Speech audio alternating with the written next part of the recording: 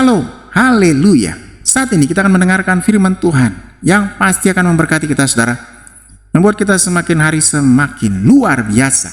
Haleluya. Kita akan membaca 1 Raja-Raja 17 ayat yang ke-15. Lalu pergilah perempuan itu dan berbuat seperti yang dikatakan Elia. Maka perempuan itu dan dia serta anak perempuan itu mendapat makan beberapa waktu lamanya. Tema hari, saudara, mendapat janji Tuhan. Saudara dikasih Tuhan, inilah hal luar biasa yang dilakukan oleh janda di Sarfat. Dia mau melakukan perintah Elia, dan akhirnya dia mendapat berkat, saudara. Kita akan lihat ada beberapa hal yang luar biasa di sini. Yang pertama, dampak kelimpahan dan ketaatan. 1 Raja-Raja 17 ayat yang ke-15b berkata, maka perempuan itu dan dia serta anak perempuan itu mendapat makan beberapa waktu lamanya. Garis bawahi, mendapat makan beberapa waktu lamanya. Luar biasa. Saudara, perhatikan keindahan struktur dari ayat ini. Hasil dari ketaatan janda Sarfat tidak melahirkan mujizat yang egois. Di sini firman Tuhan mencatat sebuah urutan pemeliharaan. Perempuan itu dan dia, Elia, serta anak perempuan itu.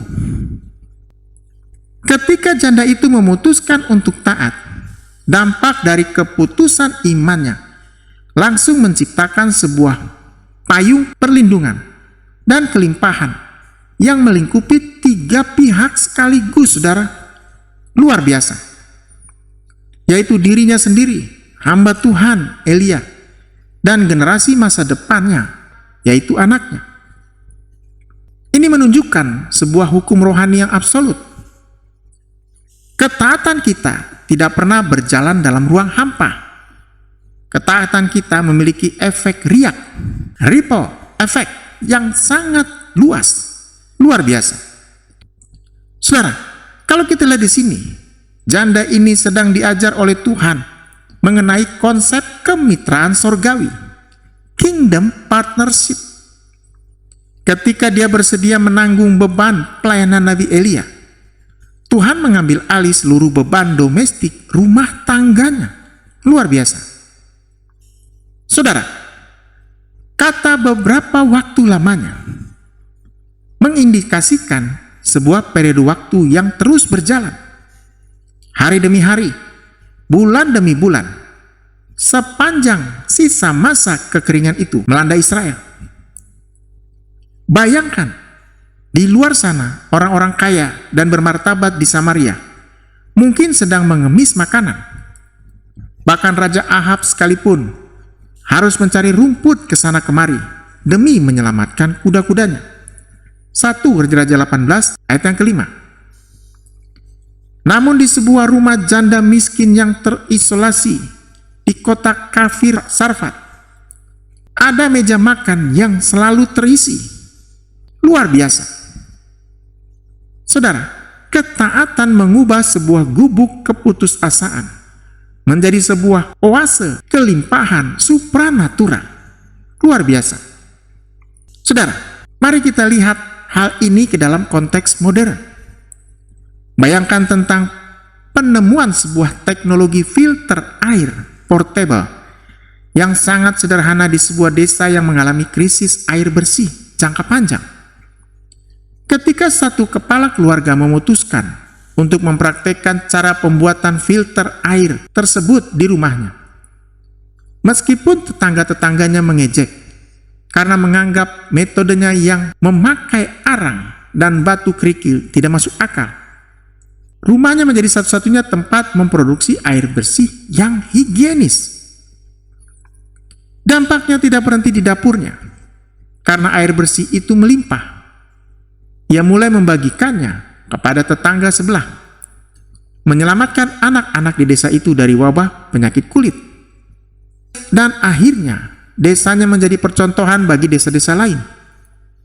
Suatu keputusan untuk mempercayai dan mempraktekkan instruksi yang tampaknya sederhana telah mengubah ekosistem kesehatan seluruh komunitas. Saudara, ketaatan kita adalah filter berkat yang merubah air pahit kehidupan menjadi kepuasan bagi banyak orang. Luar biasa. John Maxwell pernah berkata, saudara, satu langkah ketaatan kecil di dalam kegelapan seringkali menjadi kunci yang membuka pintu gerbang berkat bagi ribuan orang di dalam terang. Luar biasa. Saudara, ini adalah kisah nyata dari seorang hamba Tuhan.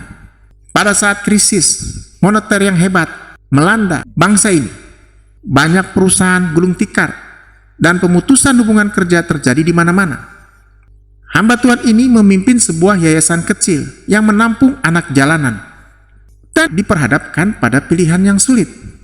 Dana dari donatur macet total, sementara ada 30 anak yang harus diberi makan setiap hari. Di tengah tekanan itu, ia merasa Tuhan berbisik agar ia justru membuka dapur umum gratis di depan yayasannya bagi para buruh dan tukang becak yang kelaparan. Logika manusianya memprotes, Tuhan, buat anak-anak di dalam saja tidak cukup. Mengapa harus memberi orang luar? Namun karena tergerak oleh ketaatan, ia dan istrinya menguras tabungan pribadi mereka yang terakhir untuk membeli beras dan memasaknya. Mereka membuat spanduk kecil, makan gratis bagi yang membutuhkan. Apa yang terjadi? Hari pertama mereka memasak, sebuah mobil box tiba-tiba berhenti. Sang pengemudi turun dan berkata bahwa gudang tempatnya bekerja harus dikosongkan karena beralih bisnis. Dan pemiliknya menyuruhnya menyumbangkan seluruh sisa stok bahan pangan mentah, puluhan karung beras, mie instan, dan minyak goreng kepada siapapun yang membutuhkan. Dapur umum itu bertahan sampai 1 tahun penuh selama krisis. Anak-anak yayasan tidak pernah kekurangan. Ratusan kaum duafa terselamatkan dari kelaparan. Dan nama Tuhan dimuliakan di seluruh kota. Ketaatan hamba Tuhan ini melepaskan dampak kelimpahan yang menembus tembok keterbatasan fisik, saudara. Luar biasa. Saudara, bagaimana kita menerapkan kebenaran ini dalam realita hidup kita hari ini? Banyak dari kita seringkali menolak untuk taat melayani atau memberi karena kita berpikir, saya sendiri masih susah, saya sendiri masih banyak kebutuhan. Kita egois dan menutup diri, saudara. Namun firman Tuhan hari ini menantang kita.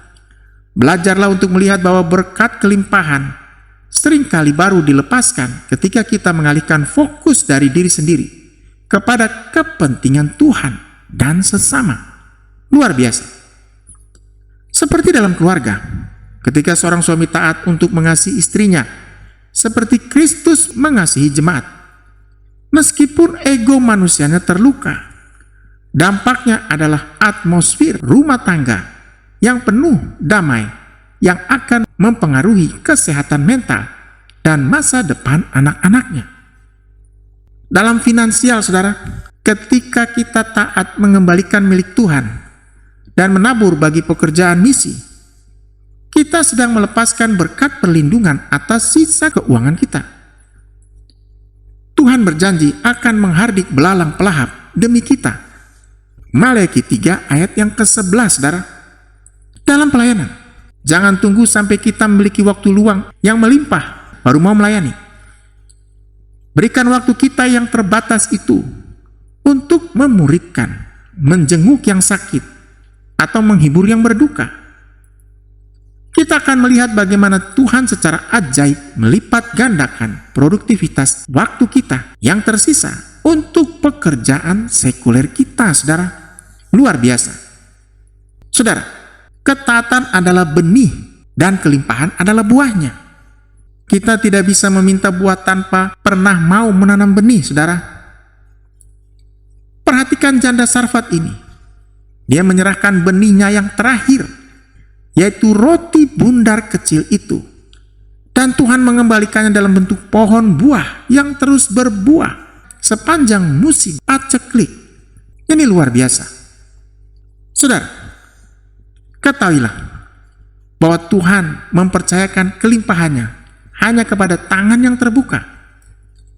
Jika tangan janda itu menggenggam erat-erat tepung terakhirnya karena ketakutan, maka tangannya akan tetap penuh untuk 1 hari, tetapi kosong untuk sisa hari-hari berikutnya. Namun ketika tangan itu terbuka untuk memberi, tangan yang sama menjadi siap untuk menerima aliran berkat supranatural yang konstan, saudara, luar biasa. Saudara, ketika kita berani taat melampaui batas logika, kita sedang memindahkan posisi hidup kita dari korban dari situasi kekeringan menjadi saluran berkat di tengah kekeringan. Luar biasa. Saudara, upah melakukan perintah Tuhan tidak pernah mengecewakan. Ia akan menjamin hidup kita, melindungi orang-orang yang kita kasihi, dan menjadikan hidup kita sebagai monumen kesaksian bagi dunia bahwa Allah kita adalah Allah yang memelihara dengan limpahnya. Luar biasa. Hal yang kedua, saudara, 1 Raja-Raja 17 ayat yang ke-16 berkata, tepung dalam tempayan itu tidak habis, dan minyak dalam buli-buli itu tidak berkurang, seperti firman Tuhan yang diucapkannya dengan perantaraan Elia. Luar biasa. Sudah dikasih Tuhan, mari kita masuk ke dalam bagian yang luar biasa ini. Ayat 16 ini adalah sebuah proklamasi kemenangan iman, sekaligus pembuktian validitas karakter Allah. Saudara, perhatikan kalimatnya. Tepung dalam tempayan itu tidak habis, dan minyak dalam buli-buli itu tidak berkurang. Saudara, ini adalah deskripsi dari mujizat yang terjadi secara konstan, ritmis, dan tenang. Luar biasa. Saudara, Tuhan tidak melakukan mujizat dengan cara menurunkan hujan tepung dari langit atau membuat banjir minyak yang menggenangi seluruh rumah janda itu dalam semalam. Mengapa? Karena jika itu terjadi, janda itu tidak lagi membutuhkan iman setiap hari, saudara. Dia akan mulai mengandalkan tumpukan tepungnya yang banyak. Saudara, Tuhan mendesain mujizat ini dengan cara yang unik. Cukup untuk hari ini. Ketika janda itu bangun di pagi hari, dia melihat ke dalam tempayan. Tepungnya ada di dasar tempayan. Cukup untuk hari itu. Ketika dia menuangkannya, minyaknya mengalir lambat. Cukup untuk hari itu. Namun keesokan harinya, hal yang persis sama berulang kembali, saudara. Saudara, ini mengajar kita bahwa kesetiaan Tuhan itu diukur bukan dari seberapa besar tumpukan materi yang kita miliki di gudang kita, melainkan dari konsistensi kehadirannya yang memastikan bahwa kita tidak pernah kekurangan pada saat kebutuhan itu datang. Luar biasa.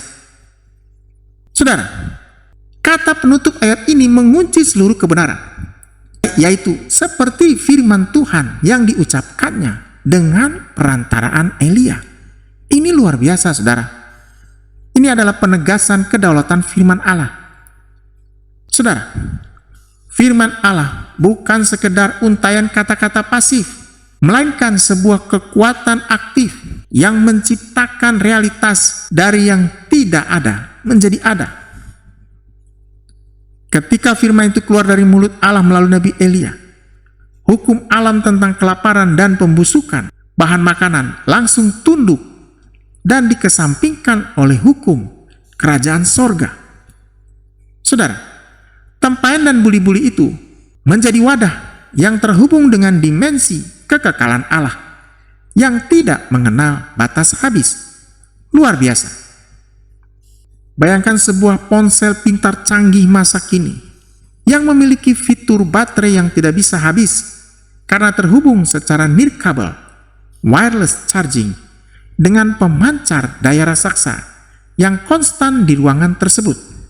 Di layar ponsel indikator baterai mungkin selalu menunjukkan angka yang tipis jika tidak diperhatikan dengan detail.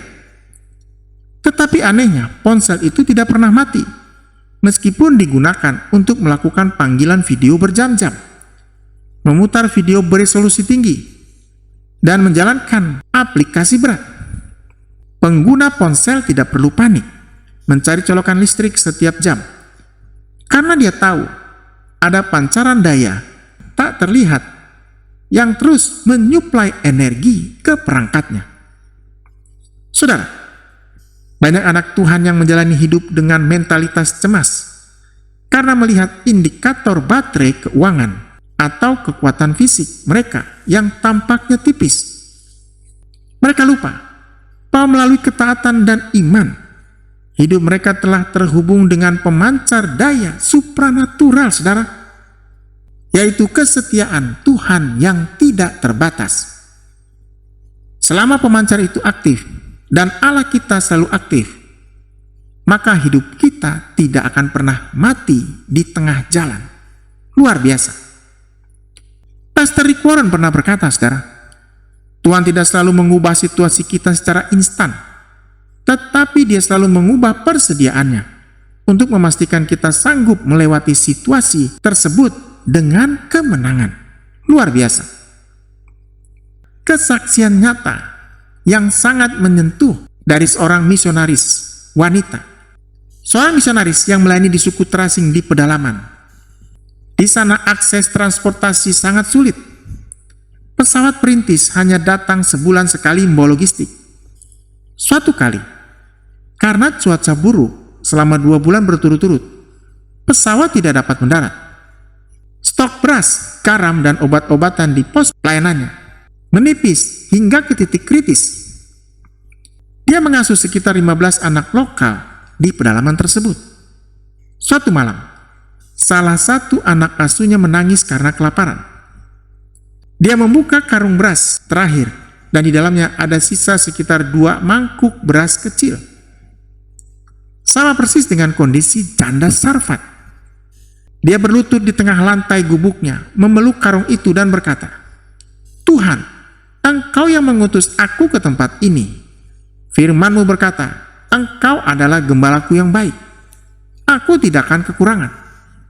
Malam ini, aku masak beras ini dan aku percaya Engkau setia." Dia memasak beras itu menjadi bubur encer agar cukup untuk semua anak. Mereka makan malam itu dengan ucapan syukur.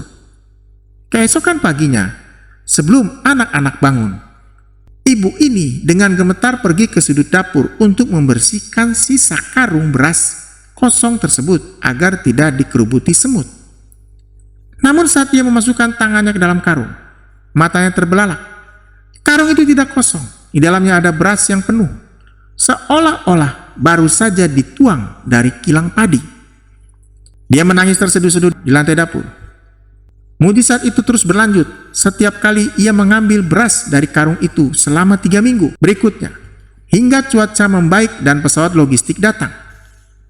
Beras di dalam karung itu tidak pernah habis. Kesetiaan Allah yang diukur di Sarfat ribuan tahun lalu terbukti nyata di pedalaman. Luar biasa. Saudara, ketika bisnis kita sedang lesu dan omset menurun, jangan langsung kehilangan damai sejahtera, saudara. Datanglah ke hadirat Tuhan dan berkata, "Tuhan, tempayan bisnisku mungkin sedang menipis, tetapi Engkau adalah sumberku. Aku akan tetap jujur, aku akan tetap menabur, dan aku tahu Engkau setia." Ketika kekuatan fisik kita sebagai orang tua mulai menurun dalam merawat anak yang berkebutuhan khusus atau merawat orang tua yang lansia, akuilah keterbatasan kita dan klaim kesetiaan Tuhan, saudara. Katakan, "Tuhan, minyak kekuatanku habis, tetapi rahmat-Mu selalu baru setiap pagi." Saudara, kesetiaan Allah dijamin oleh karakternya sendiri, bukan oleh situasi kita. Saudara, keadaan di luar rumah janda Sarfat itu masih kering kerontang, tanah masih pecah-pecah, dan matahari masih menyengat dengan teriknya. Lingkungan luar tidak berubah, tetapi lingkungan dalam rumah janda itu berubah total karena kehadiran janji Tuhan yang digenapi. Luar biasa. Saudara, Tuhan menepati setiap kata dari janjinya, seperti janjinya kepada janda Sarfat ini. Saudara, upah dari melakukan perintah Tuhan adalah kepastian proteksi dan pemeliharaan yang tidak dipengaruhi oleh fluktuasi dunia. Ketika kita berjalan dalam ketaatan, kita sedang berjalan di bawah payung kesetiaan Allah yang kekal. Sebuah tempat di mana kekurangan terpaksa tunduk pada kelimpahan sorga. Luar biasa. Haleluya. Saat ini, saya rindu berdoa saudara yang ingin didoakan, ingin dicamah Tuhan, dilawat Tuhan, dijawab doanya. Ingin menerima Tuhan Yesus sebagai Tuhan dan Juru Selamat. Dimanapun saudara berada, taruh tangan kanan saudara di dada, angkat tangan kirimu. Mari kita berdoa. Terima kasih Tuhan untuk hari yang indah, hari yang hebat, hari yang luar biasa. Tuhan melihat tangan-tangan yang terangkat, hati-hati yang terbuka. Tuhan masuk dalam hatinya, tinggal dalamnya beracara menguatkan yang lemah, memberikan penghiburan buat yang susah, memberikan damai sejahtera, sukacita, kemenangan yang besar, bahkan lebih dari sekedar pemenang. Tuhan mengangkat yang terpuruk bangkrut, memberikan kekuatan. Tuhan menjawab doa, baik itu pekerjaan, pelayanan, bisnis, karir, keluarga, dengan luar biasa. Hari ini hari berkat, hari jawaban. Tuhan juga menyembuhkan mereka yang sakit. Firman Tuhan berkata, bilur-bilurmu Tuhan Yesus sudah menyembuhkan yang sakit. Di dalam nama Tuhan Yesus, yang sakit sembuh, bangun, kembali bangkit, kembali menjadi berkat. Hari ini hari kesembuhan, hari mujizat.